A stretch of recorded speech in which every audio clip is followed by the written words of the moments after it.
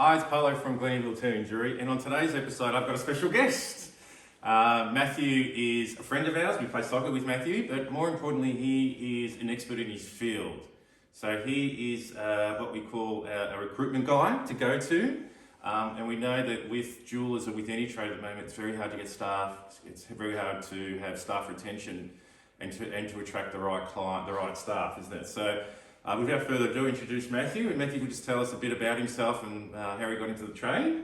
Yeah, thanks, Paulie. Hi, I'm Matt Woodard. I am the founder of Talent Collective. I've been in recruitment for 15 plus years now, mostly working for in-house organisations, large, fast-paced, scaling tech companies. Recently started Talent Collective. So we can talk about that a little bit more, but Talent Collective really is working with small to medium-sized businesses, helping to develop talent strategy and create a robust processes for companies looking to scale their businesses. Yeah, I love it. And so you're 15 years, haven't you? Yeah, it's gone quick. Yeah. Isn't it? How'd you get into the trade? It was interesting when I moved to New Zealand back in 2007. I kind of went to register with an agency, and they were like, "Oh, do you fancy working for a recruitment agency? We've got this desk available." And so I kind of just fell into it. Really, it wasn't ever something I planned to do, but it gives me all the elements of things I really enjoy: that sort of people interaction, that strong customer service, that ability to create long-lasting relationships. All the things that I actually really enjoyed from previous lives, kind of culminated in this. And great. I kind of fell into it really, like most people do. And now here you are. So Matthew has just started his own business, and as part of what Matthew, my brother and I do, we love to support small businesses. I mean, that's what we've been doing for 40 years, 50 years. So I thought why I wanted to get Matthew on is most jewellers now find a real sticking point about finding staff.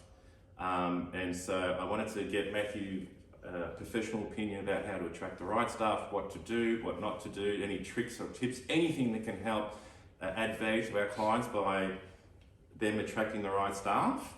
And if we could pick Matthew's brain, he's got 15 years in the experience, why not? Yeah, so what's the first thing? Tell me where. So we were talking about this just now, and I think the key thing for most organisations, the ones that are successful, it's really authenticity is key. I think the ability to stand out from your competition is key, especially in an industry like the one you work in, Paul, that is so competitive. I think that what is your point of difference? So authenticity really for me is about sort of bringing the inside of your culture and the organisation out to people to sort of engage and get them interested in your brand, but as a customer, but also as a potential employee as well. So making sure your personality comes through in your job adverts or how you approach getting staff. Yeah, that's exactly it. What's unique about our organisation? What can we offer you that is that's different from another jeweller that might be down the road, competing for your business. And the key word is what we offer you, because I know we're talking off camera and you're saying when people write an ad or when they approach getting staff, it's what they can give, what that potential staff member can give to them. Yeah. But you're kind of flipping it on its head, aren't you? A lot of, I mean it's you see, I've seen it so often that organisations just fall into a bit of a bad a trap really of writing a position description advert and writing really what they're looking for in a role, rather than actually what's going to be appealing to a potential employee. Everybody wants to hire the best people for their organisation because it's going to enhance and enrich their service offering and the business.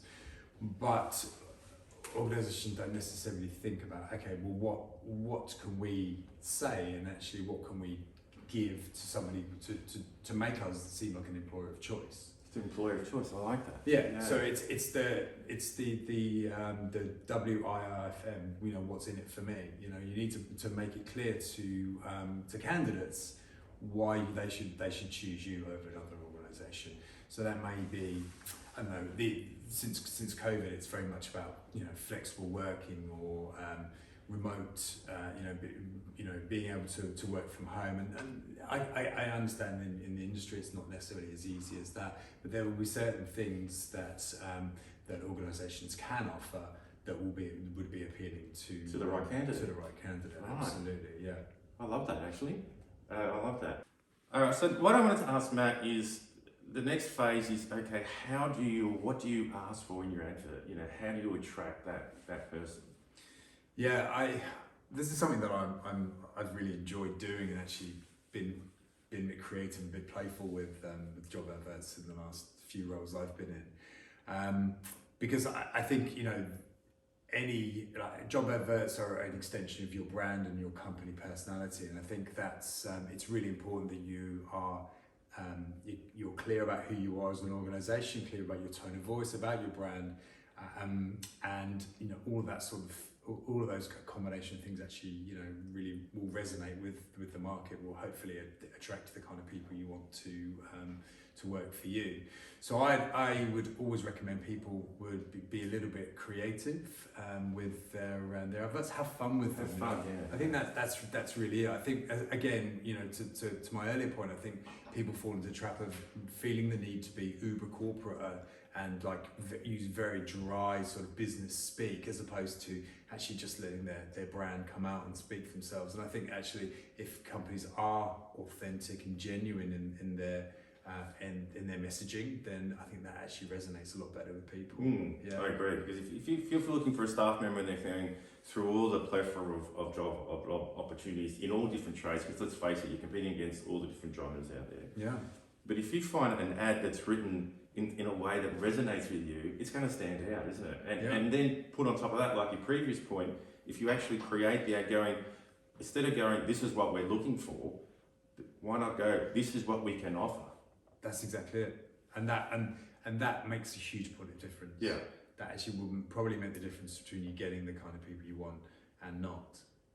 And it's that critical. It is very much an employee driven market at the moment, where employers need to move at pace, and they need to be genuine, authentic in all their sort of messaging. Yeah, and as my producer said before, it's basically become an employee market, hasn't it? Where it's just driven by not the employer anymore, where the employees have got so much a plethora to choose from. Yeah.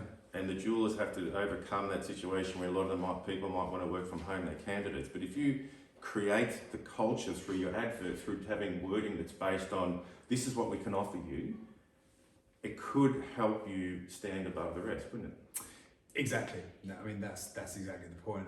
And I think about pace, I think that it's really important that you that if you are going to market looking for staff, whether it's just someone part-time for the retail or something else, something more permanent, then I think speed is essential. Speed is essential. I think as we all know, the best candidates will be snapped up really quickly. So I think it's essential that if you are looking for staff and for people, that you are really fully invested in that process from the start. That means that you have the headspace, you have the time in your diary, in your work week, to actually focus on that part, because that it's an essential part.